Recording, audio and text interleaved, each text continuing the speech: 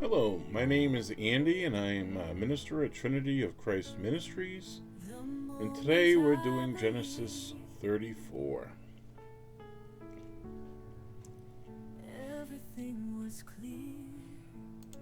We also have live Bible studies available at trinityofchrist.org. Trinity of Christ.org on Thursday nights at 7 p.m. And all are welcome. These Bible studies, as well as our Sunday services and prayer meetings, are available on YouTube. So if you have a smart TV, one that has the YouTube app, or you have Comcast and you want to go to the YouTube app, just go to search TOCM Sunday Service, or TOCM Bible Study, or TOCM Prayer Meeting. And you can share it with your family. Now let us continue to our Bible study.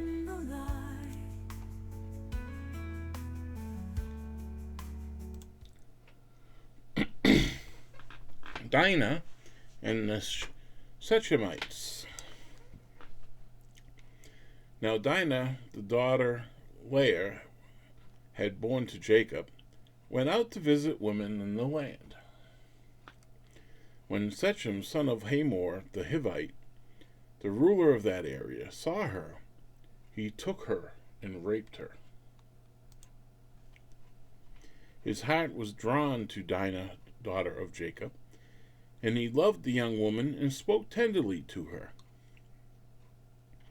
Then Shechem said to his father Hamor, "Give me this girl as my wife." When Jacob heard that his daughter Dinah had been defiled, his sons were in the fields and with their livestock, so he did nothing about it until they came home.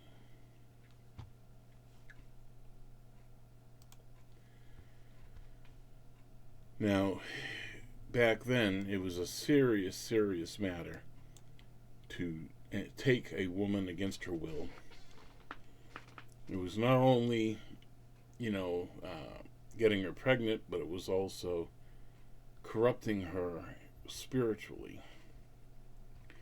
And so the father was very, very upset about this. And so wasn't his sons when they come to hear it. And let us continue reading so that we can understand what they did.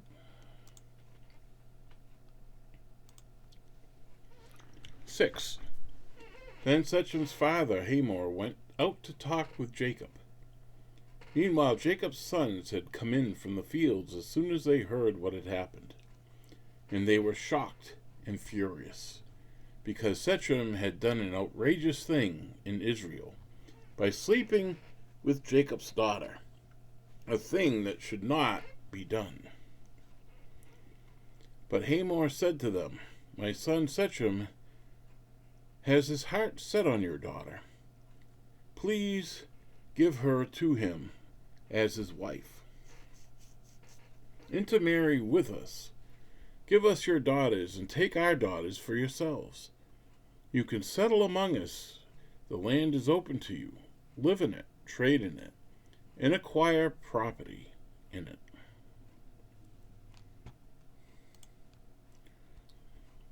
Now, Hamor is trying to buy off the trouble that his son committed. And so he's suggesting to them that they can intermarry with their women, and, to share in their land. And he doesn't understand that God has given them a command not to intermarry with outsiders. And so what they're offering is really nothing. Let's read on. Then Shechem said to Dinah's father and brothers, "Let me find favor in your eyes, and I will give you whatever you ask. Make the price for the bride and the gift that I am bring as great as you'd like, and I'll pay whatever you ask of me. Only give me the young woman as my wife." Because their sister Dinah had been defiled, Jacob's sons replied deceitfully as they spoke to Shechem and to his father Hamor. They said to them, "We can't do such a thing. We can't give our sister to a man who is not circumcised. That would be a disgrace to us. We will enter into an agreement with you on one condition only, that you become like us, circumcised all your males. Then we will give you our daughters and take your daughters for ourselves. We'll settle among you and become one people with you. But if you will not agree to be circumcised, we'll take our sister and go." Their proposal seemed good to Hamor and his son Shechem. The young man, who was the most honored of all his father's family, lost no time in doing what they said, because he was delighted with Jacob's daughter. So Hamor and his son Shechem went to the gate of their city to speak to the men of their city. "These men were friendly to us," they said. Let them live in our land and trade in it. The land has plenty of room for them. We can marry their daughters and they can marry ours. But the men will agree to live with us as one people only on the condition that our males be circumcised as they themselves are. Won't their livestock, their property, and all the other animals become ours? Let us agree to their terms, and they will settle among us." All the men who went out to the city agreed with Hamor and to his son Shechem, and every male of the city was circumcised.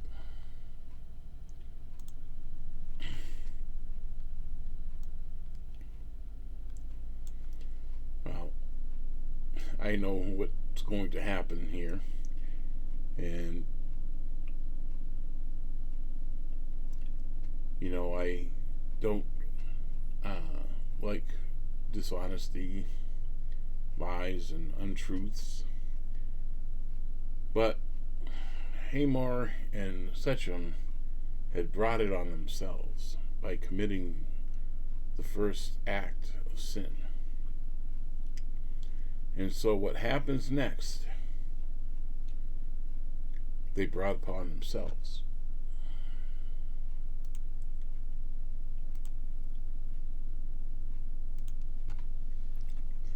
"3 days later, while all the men were still in pain, 2 of Jacob's sons, Simeon and Levi, Dinah's brothers, took their swords and attacked the unsuspecting city, killing every male.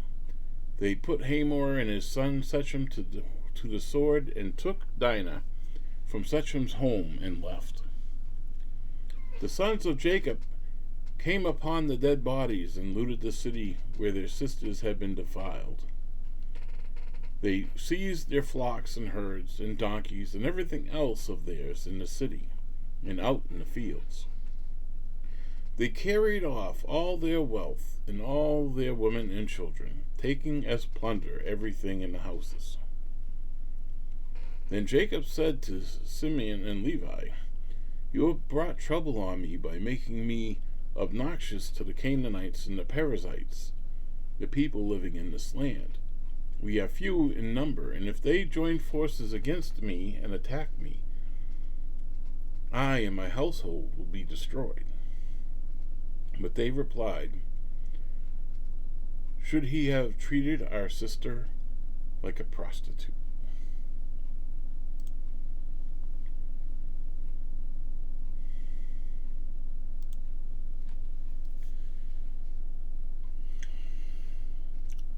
It's funny how far sin can go.